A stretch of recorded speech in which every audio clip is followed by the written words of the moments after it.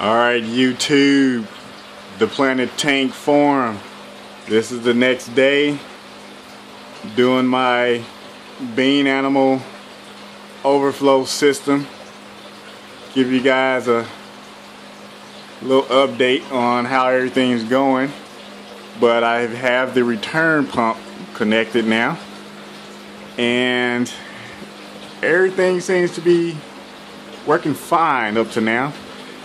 I spent the first 30 minutes this morning tuning the system a little bit before I did the video. That way I don't waste too much time for you guys watching me try to tune in the system for something I've never done actually. But everything's going to plan. I did have a few issues this morning. Not very much though. I had this union right here leak a little bit. All I had to do is tighten her up. And the return union here leaked a little bit. Same issue there. And other than that, everything went well. Looks like this DIY CO2 surges is going to work great. Here's my CO2 port here. I have it plugged off because obviously I don't need CO2 for this video. I do not see any bubbles in here. I find that this is a pretty good filter, and I will do another video on the whole system as far as all the parts and pieces that I use and get a little more elaborate on that, but I'm not going to do it now. But the system is functioning. The stand isn't exactly level, so bear with me. This is just my test. Kind of see the water level up here is not exactly level, but it is all still draining. And my water level here is a little off, but it's still draining. It's a little noisy, the bean animal that is, only because of the way I have the water level in here right now. This pipe here, which is the drain that is open to air, you're supposed to be able to tune it to where you get just a little bit of water flow coming out of here, and the bulk of the water flow is actually coming out of the full siphon. So we're working earlier quite a bit, but I need a little bit more water coming out of there, and it's just a matter of adjusting the full siphon ball valve. This side is working great over here. Here's the open to air and your full siphon here. So everything is actually drained as planned. There will be a weir here.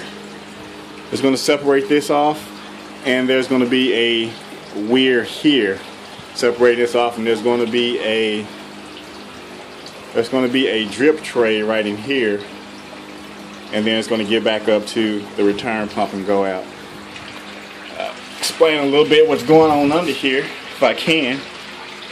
Let's get under here and see how the piping is. You see the ball valve in the rear back there, right there. That is a relief valve for the actual return pump, which I think I'm going to actually have to upgrade.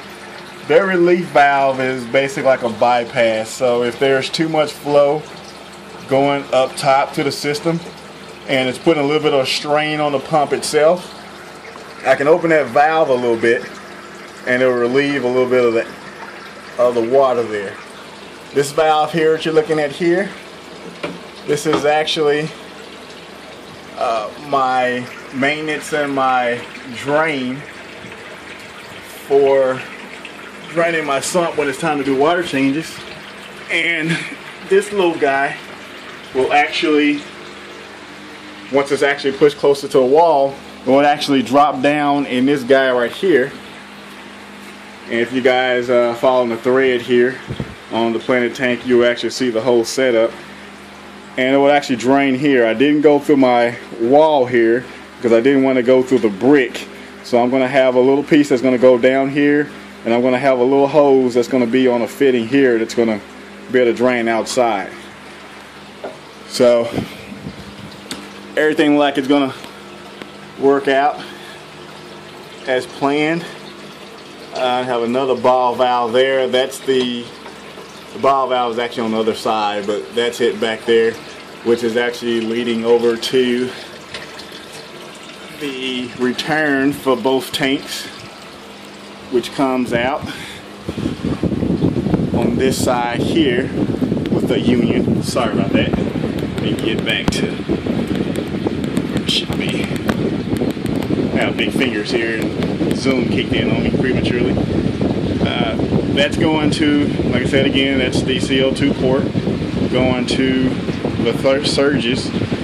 This guy right here is actually my bypass for the surges. So if there's too much flow going through the surges, I can open up that a little bit and it should stabilize things.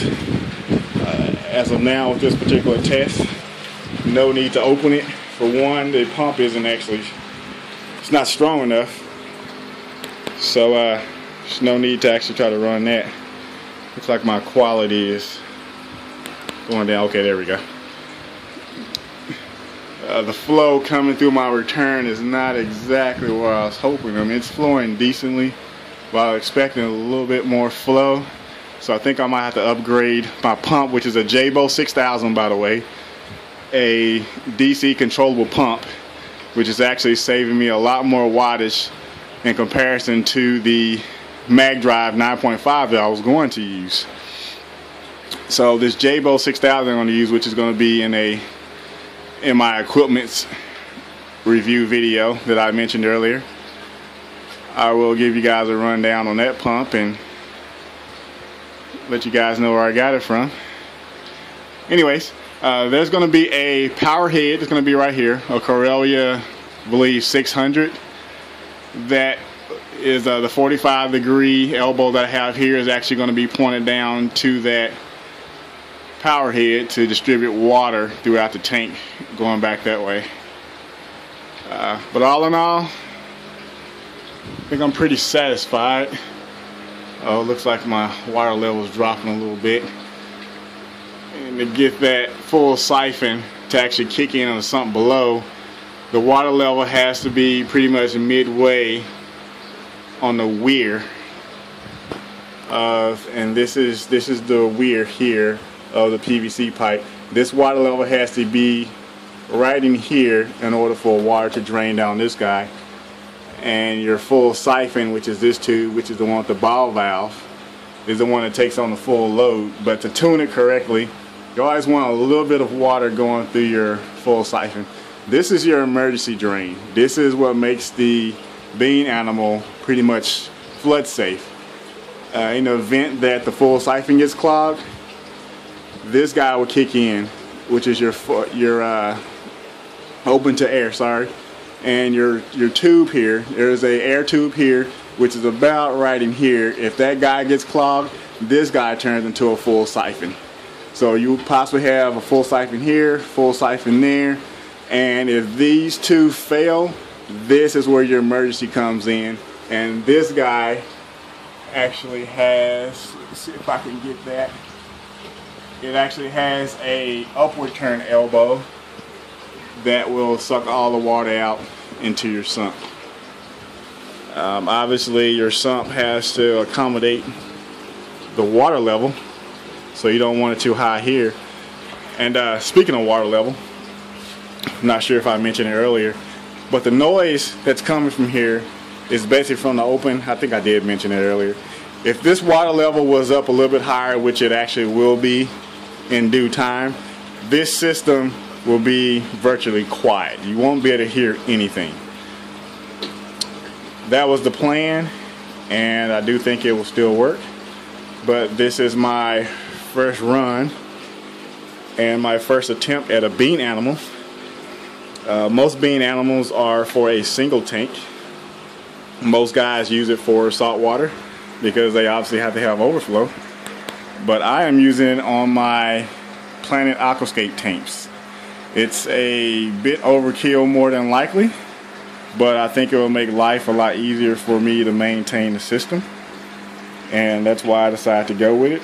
Besides having a sump down there, which the main 3 reasons I like a sump is you get a consistent water level on your display tanks, you get extra water volume in your sump, you actually able to hide all your equipment like your heaters, your pumps will be down here in your sump.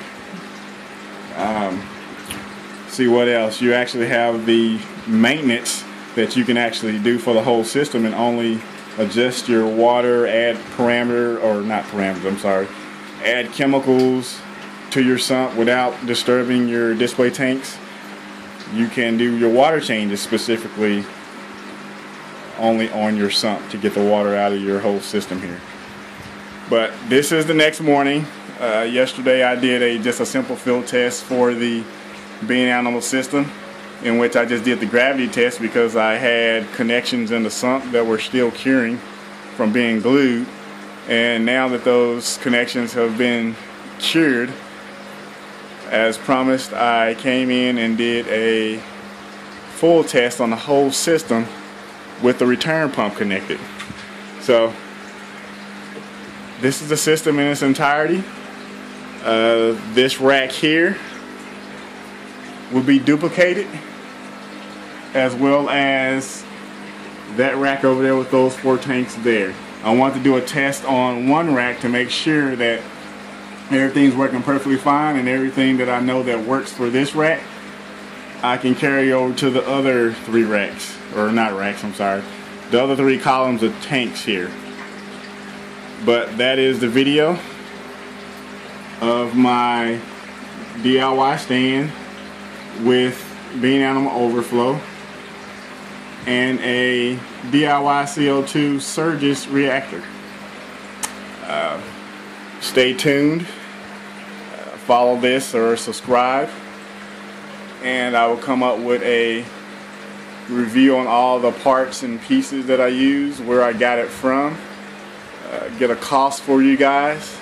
So far the system is turning out to be a little bit on the expensive side because of what's all involved, but I've been doing this project since 2012 as far as designing and getting everything up and running, collecting parts, items. I've got quite a few hardscape items that I've collected, so it's been a long, drug out process, but I'm taking my time to make sure everything's gonna be okay.